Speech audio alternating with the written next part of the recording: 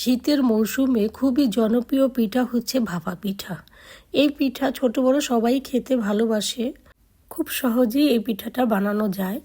একবার দেখলে যে কেউ বানিয়ে খেতে পারেন এই সুস্বাদু ভাপা পিঠা। তাহলে চলেন স্টার্ট করি। একটি পাত্রে আমি 3 কাপ চাল নিয়ে নিব। আমি বাসমতি চাল নিয়েছি। এখানে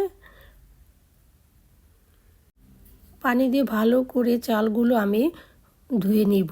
যতক্ষণ না পর্যন্ত পরিষ্কার পানি বের হবে ততক্ষণ আমি ধুয়ে নিব।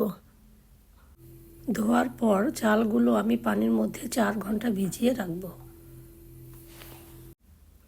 4 ঘন্টা পর পানি থেকে চালগুলো তুলে একটি জালিতে আরও 2 ঘন্টার জন্য রেস্টে রেখে দেব, যাতে চালের গায়ে পানি সম্পূর্ণ শুকিয়ে যায়। এখন চালগুলো আমি ব্লেন্ডারের সাহায্যে গুঁড়ো করে নিব।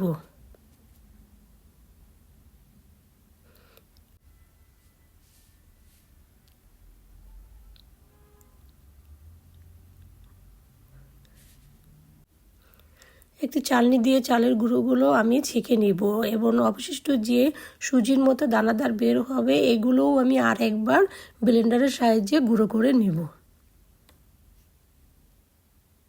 সম্পূর্ণ আমার গুঁড়ো করা হয়ে গেলে আমি এর মধ্যে প্রথমে লবণ মিশিয়ে নিব।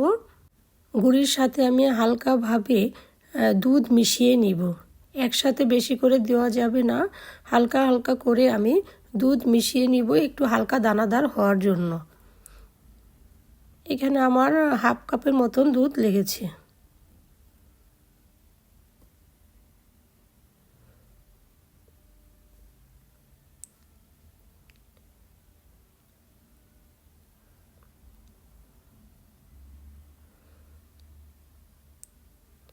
এখন আমি আবার আরেকটি চালনিতে একটু ছিদ্র বড় বড় একটি চালনিতে আমি গুঁড়িগুলো চেলে নিব।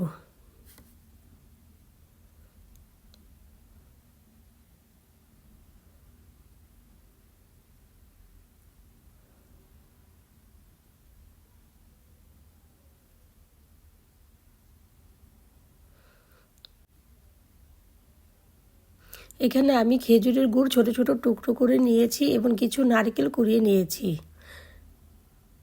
কিছু কিশমিশও আমি নিয়েছি। আমার ঘরে কেক বানানোর নজল ছিল ছোট ছোট, আজকে এটাতেই আমি ভাপা পিঠা বানাবো।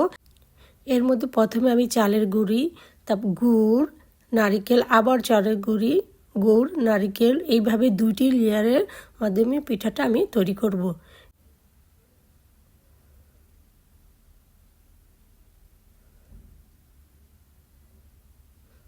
এবং উপরের দিকে কয়েকটি কিশমিশ আমি দিয়ে দিব।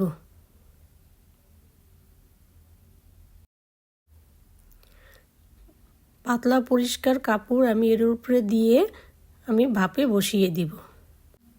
আপনাদের বোঝানোর জন্য আমি আরেকটি বানিয়ে দেখাইতেছি।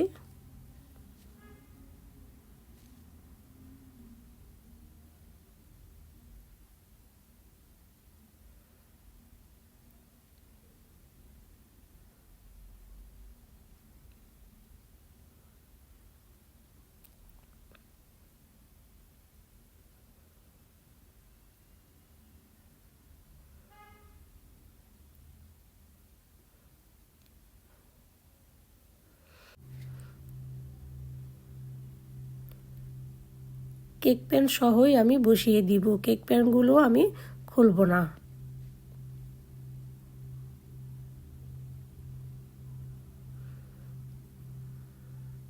ঢাকনা দিয়ে ঢেকে আমি 10 মিনিট রান্না করব। 10 মিনিট পর আমি পিঠাগুলো নামিয়ে ফেলব। দেখেন কেক প্যান থেকে খুব সহজেই পিঠাগুলো বের হয়ে আসতেছে।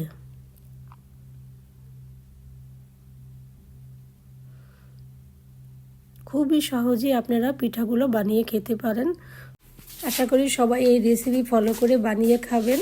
ভালো থাকেন। আল্লাহ হাফেজ।